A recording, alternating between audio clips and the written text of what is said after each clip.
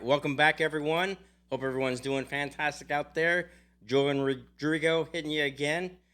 And today we're going to discuss something that's really interesting that we've all probably had a conversation around or a thought about, and that is the many faces of Eddie, the evolution of Eddie.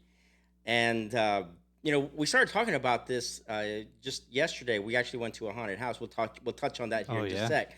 But it's that before time of the it year. is that time of the year. But before we get started, we have something really interesting to introduce. I'm gonna let Rodrigo talk a little bit about Yeah. this. So I picked up a couple of these. What do you think, Joe? I mean, I poured it. I was delighted by the color, the smell.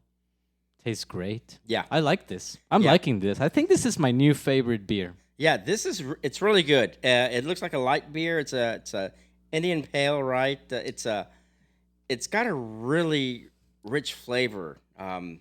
Yeah, I, in a it's good hard, way. almost a little citrusy. It is a little citrusy. But Yeah. I'm really enjoying it. It tastes really good. I still like the Trooper as Yeah. well. But this Hellcat is pretty darn cool too. And how cool is this Hellcat Eddie? Yes, yes. I've So never the seen artwork on it is kind of cool too. a You know, Hellcat version of Eddie. I mean, we've seen many versions of Eddie, but I don't think I've seen this one before. well, And it is very cool. in tradition with anything Maiden, any product they put their name on, it's gonna have some kind of very elaborate art, right? They're Right. very detailed. Yeah, You they know, I are. mean, if they're gonna put their name on something, it's gonna be polished. Right. And in tradition, very polished presentation as well. Right. The product look. Yeah, the presentation. Yeah. Talk about the presentation. And just real quick before we move on, of course, who's behind it? Bruce Dickinson. Yep. Is definitely behind it. Uh-huh. So there we go, guys. If you haven't tried this, definitely look for it. It is worth trying. I'm going to the store and I'm getting more of these. Yeah, likewise. This is my first time trying it. I walked into a surprise today. Cheers when you grab yours. Cheers, Joe. Cheers. So last night we went to a haunted house. Oh yeah. So annually we visit haunted houses, and Rodrigo was able to go with us this year. My wife and I, we usually invite friends and family, whatnot. And we went to one in Denton. It was a lot of fun. It was a very uh, high production haunted house. Yeah. It was inside and outside. It had a lot of good theater presentation. There was actually a ride that you can go and shoot zombies. They weren't really zombies; they were like fixtures Right. and whatnot. Right. But it was really cool. It was a lot of fun, It was a lot of fun. and we saw a lot of a lot of kind of scary elements, scary artwork as well, and characters. And then that led us to a conversation about, hey, what about if Eddie? what about Eddie? Will we see Well, I Eddie thought, here, right? am I going to see an Eddie here? Right. But then it got us thinking about the transition of all Eddies, from very inception all the way to the most recent one release. Right. And then that kind of led to us to start talking about what our favorite Eddie has been over the Right. years. Right. Well, I gotta start by saying, Joe, that my first exposure to Eddie, right? The first time I saw Eddie, I was 15 years old when I was introduced to the Iron Maiden music. And my first reaction, I gotta admit, it made me feel uneasy. Like I didn't really know how I felt about Eddie, right? Almost like scary, right? Even though I was 15 years old, this character that I was seeing all the artwork for, he seemed scary. And I was a little defensive about it at first, but over the years, I love Eddie. I feel like he's my buddy. Like he can protect me from the bad guys. Right. So what was your first exposure to Eddie? Well, the first time I saw Eddie, I was probably 9, 10, somewhere in there. Oh man, you And so I went over to one of my friend's house who was into Maiden. He was a teenager, and I walked into his room, and he had posters everywhere. And I remember the one that stuck with me is he had a poster of Peace of Mind. oh that's So, that's one of my it was favorite probably Eddies. the size of this here, and he's in the straight jacket in the room, the padded room, whatnot. And That's I a just scary thought looking Eddie. that's incredibly intimidating. It You know, is. it's a little creepy, a is. little eerie. Um, so of course the music came behind it, you know, that he introduced me to, and that's really where I got my first lick of Maiden. But the the first First impression. viewing, the first impression was it was a little scary. It was. It was a little uncomfortable. Yes. But it was also, and here's what I saw. What I if anyone's been to anyone's house that likes Maiden at any point in time, you're gonna see different Eddies, you know, in whatever they own, right? And I remember looking out around the room, and I saw him as Phantom at the Opera, as in a number of the Beast, in different pieces, and I started to realize, oh, this is kind of like a mascot kind of thing in a sense. You know, this is a, you know, different themed, right? And since I was able to see it transition, it almost made it a little comfortable, if that makes sense. Right. And it also made me wonder what else is there. You know, True. what else is Eddie doing? Or I didn't know it was Eddie at the time. Right. But what else is his character doing? Right. So that's And kind of there's a certain fascination that I had about the artwork, right? Because what you're talking about, the different versions, the different incarnations of Eddie, Sure. right? And then anytime there's news about a new album, we're always wondering, oh my God, what kind of Eddie are we going to get this time, right? Right. But I think it's really cool that he has evolved over the years, over the decades. There you has go. evolved, Mm-hmm. Yeah. right? So you look at Eddie in the beginning. I mean, he's wearing jeans, t-shirt, Right. right? Right. And then you see all kinds of versions, right? Mm-hmm. What do you think about his evolution, the evolution of Eddie? Well, you know, I think that I think based off the theme of the album, and I will say theme, Right. you know, the artist embraces that theme. Now, there's probably some conversations between, you know, the band Right. or manager and the artist, and you know, we'll call out Derek Riggs here to put some kind of visualization that represents the music that applies here. Right. And I'll just call out a couple, like when you listen to anything off of Somewhere in Time, Right. the visualization of the album cover matches it perfectly. And I'd say that even the music sounds somewhere in time, like futuristic.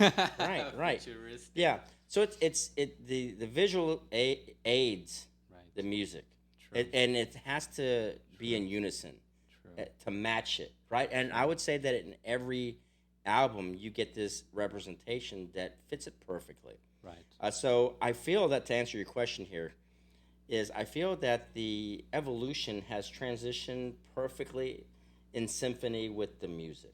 True. Yeah, I have to agree with you there.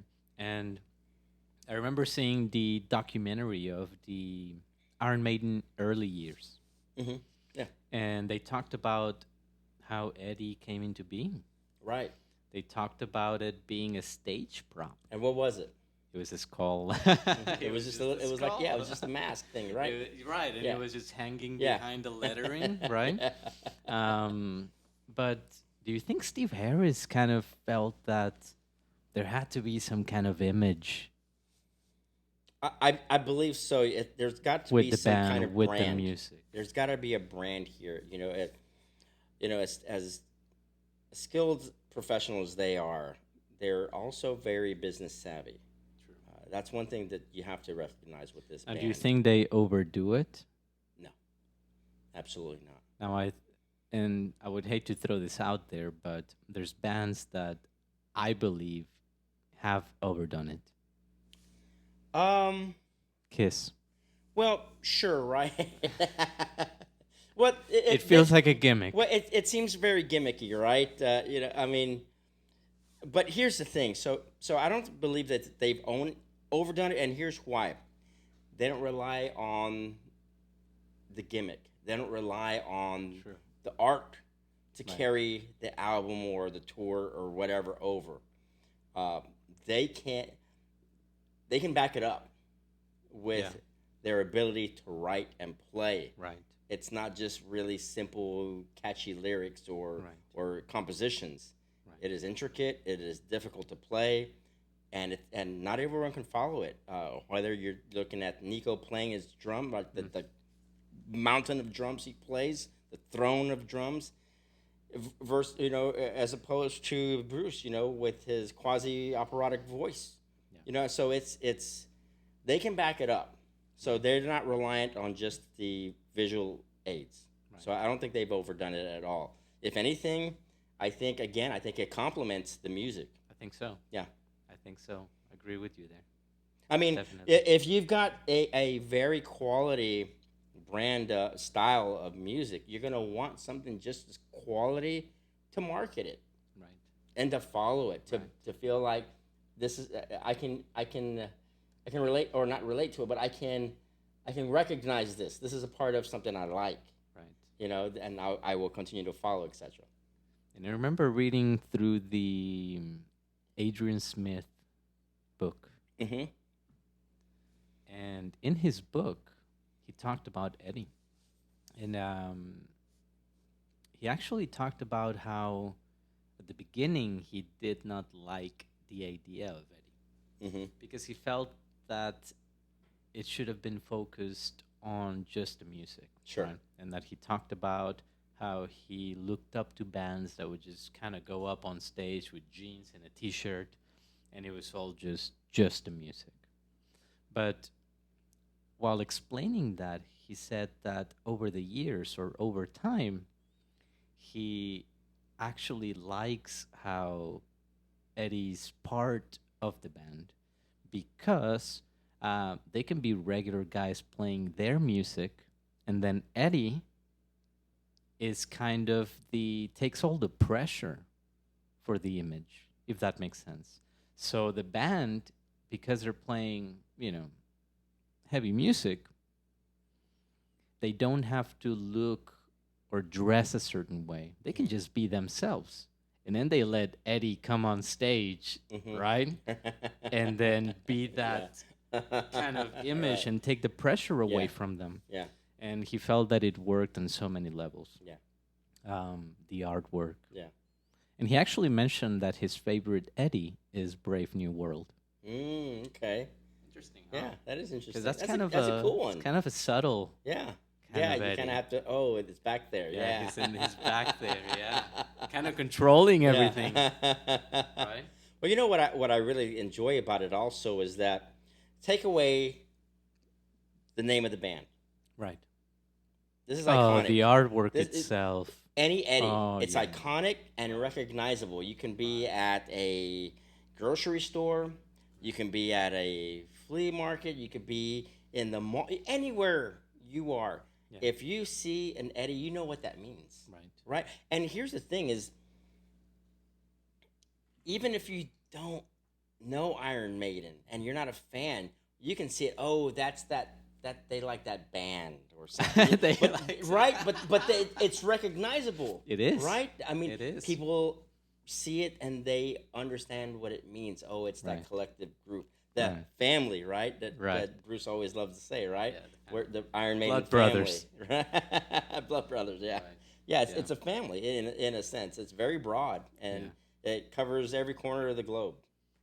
So I was thinking about, you had asked me earlier what Eddies I like, and I think we'll talk about that right now. So the initial Eddies I have always liked, all the way up to, I would say, Number of the Beast. And I feel like that was probably Was that the first album you ever heard, by the way? Number of the Beast. Yes, Number of the Beast was my first. Yeah. God, and and a lot of people, that's probably their most recognizable. I feel the I think Number of the so. Beast, Eddie, is I feel the most recognizable. I mean, so I ride motocross, and my graphic kit was Number of the Beast. Yeah. It was the one album. They actually had two albums that they licensed. They licensed Number of the Beast. The band licensed Number of the Beast, Was it Killers? and I think it was. I don't remember the. I think it was. Power Yes, Slave? it was Killers. It It was was Killers. Killers. Um, to I forgot the name of this the graphic company, but they released it. They allowed them to use the artwork Right. for all of their graphic kits, and you could get it for quads, dirt bikes. They even had it on helmets. It was. Nice. I have one. Nah, Actually. you I- do I'll have bring- one? I'll bring it Oh, next you'll time. have I'll to bring bring it yeah, next time. It's awesome. But it's very iconic, incredibly iconic, very recognizable. If you didn't know anything about the Eddies, or had only seen a very limited, you probably saw Number of the Beast was probably the one you saw. Um, but as far as the Eddies themselves and which one I think I favor is, I would say that I really enjoy the Somewhere in Time Eddie. And the reason why I do enjoy that one the most is because I feel with that Eddie, there is the most artwork and most detail to this Eddie. And that's a big deal for me because that really shows off the artistic talent, but it also, uh, I also feel like this Eddie really captured the essence of that album. I think so. So that's why I call that Eddie probably my most favorite one. I would say at number two easily would be the. What about Seven Son of a Seven Son? Well, that's a good one too. Yeah, That's a very that's a really unique one. unique, really unique not only one. unique, but I think Yeah. it really captured. I think it also Mm-hmm. really captured the sound of the album. Mm-hmm. Yeah, I like that one too. Actually, that was a kind of eerie one almost. Also, Yeah, it is. Yeah, so that was kind of a It's cool a little one too. spooky. Yeah. Yeah, I think my favorite, and I have many favorites, but I think one of my favorites is probably gonna be Peace of Mind, Eddie. I like Peace of Mind, Eddie. There's just something about him that imagining Peace of Mind, Eddie, escaping out of the straitjacket and just going nuts. Right? Yeah. There's something about it that just really spooks me. Yeah. Like I would be genuinely scared Yeah. to be in front of this guy. Yeah. Yeah. And I remember when the Final Frontier album was released, and That's a very different Eddie. it's a too. very different Eddie if you Yeah. stop and think about it. And I remember reading an article that Stephen Harris had talked about. This was before it was actually made public, the artwork design behind it anyway. And he had talked about how fans were really going to be impressed with this Eddie since it was going to look completely different than what they had previously generated. Yeah. And it was completely It different. was very different. And if you ever, if for those of you who went to the concert, the one of the backdrops is almost the entire face, and it looks really, really cool. I think they did a really good job with that design.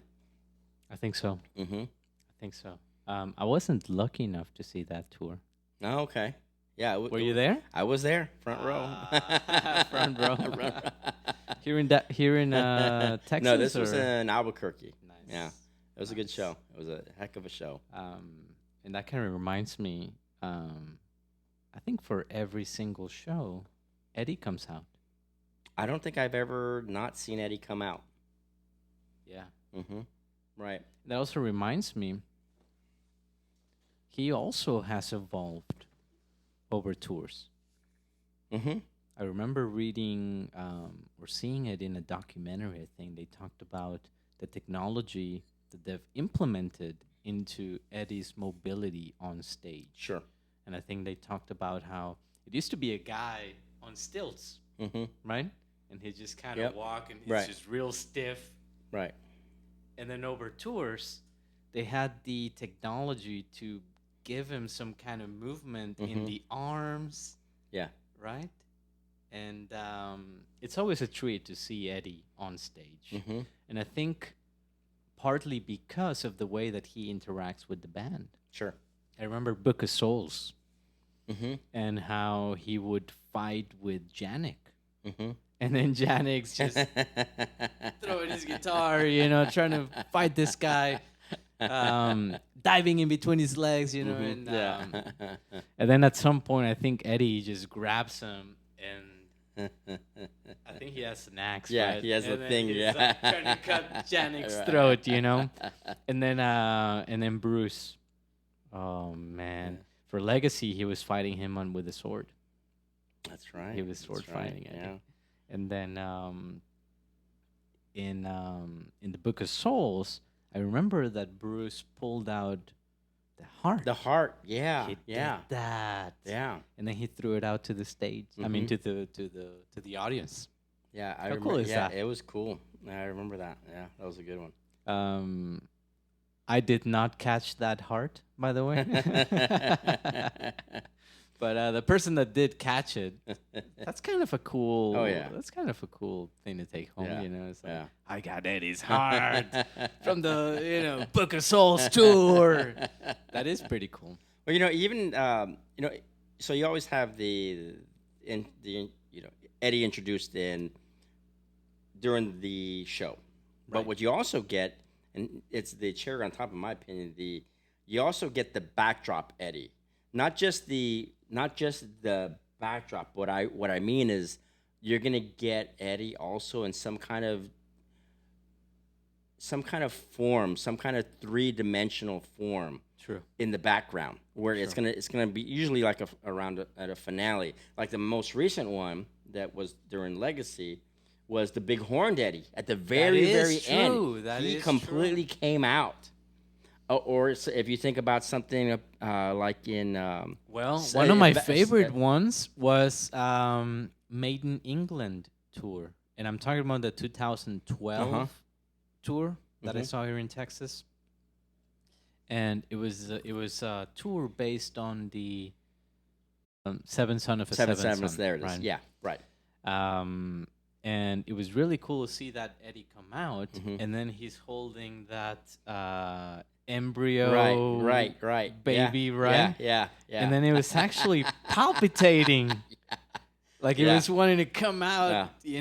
And I think, to me, that was really, really Yeah. cool. Yeah. To me, it was better than the Book of Souls inflatable that came out, and then also the Legacy. Yeah.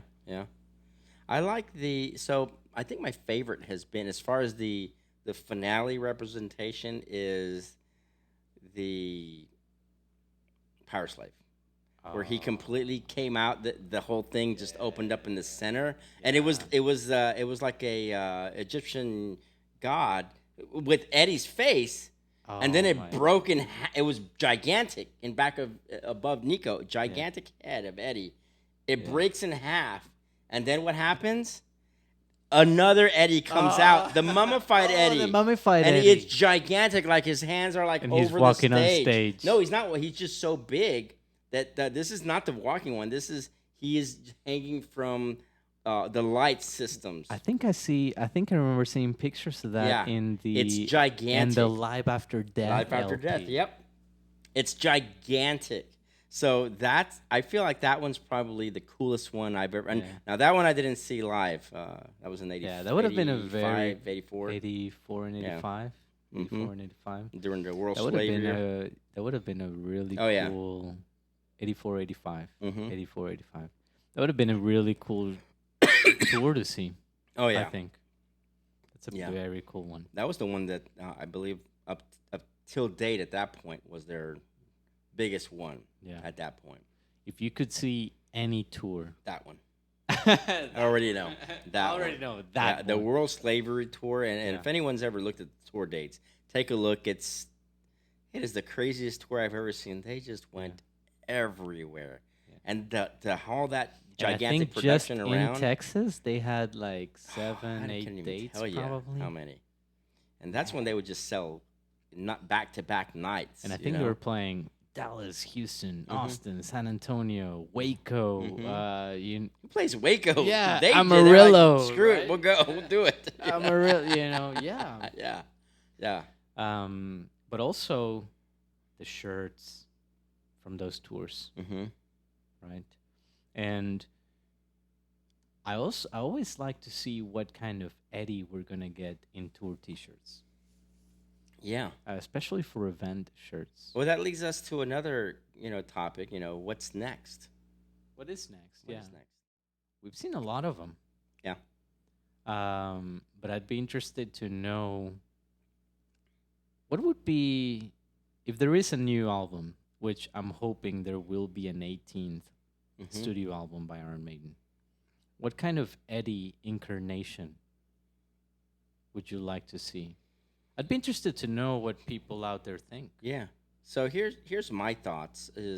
I'd like to see, and I'm not saying that the doors are closing or anything along that line, but I would like to say on whatever they decide the final would be, the final Final Eddie. the final should be something